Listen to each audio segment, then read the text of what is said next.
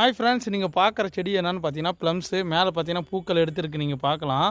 இங்கே பாருங்கள், பூக்கள் எடுத்துருக்கா. இதுதான் பார்த்தீங்கன்னா ப்ளம்ஸ் செடி. இதெல்லாம் நம்ம ஊர் கிளைமேட்டுக்கு வருமானு கேட்டிங்கன்னா தாராளமாக எல்லா செடிகளும் வரும். பட் வந்து பார்த்தீங்கன்னா இது காப்பு கொஞ்சம் கம்மியாக வரும். ஏன்னா பார்த்தீங்கன்னா இப்போ இவ்வளோ பூக்கள் எடுத்துனா இவ்வளோ பார்த்தீங்கன்னா உங்களுக்கு பூக்களும் காய்களாக மாறாது. ஓகே, காய்களாக மாறாது.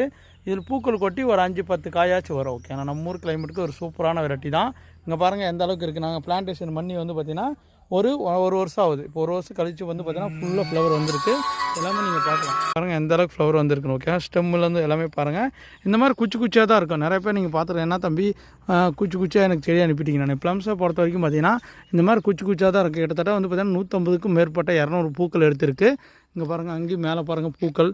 இங்கே பாருங்கள், இங்கே எவ்வளோ பூக்கள் இருக்குதுன்னு பாருங்கள். இது அப்படியே காய்களாக மாறிச்சுன்னா அப்படியே இருக்கும். ப்ளம்ஸை பொறுத்த வரைக்கும் பார்த்தீங்கன்னா தக்காளி பழம் எந்த மாதிரி நம்ம பச்சையாக சாப்பிட்டா அப்படி இருக்குமோ அந்த மாதிரி டேஸ்ட்டில் லைட்டான ஒரு ஸ்வீட்டில் அப்படியே இருக்கும். டிஃப்ரெண்ட்டான ப்ளம்ஸு.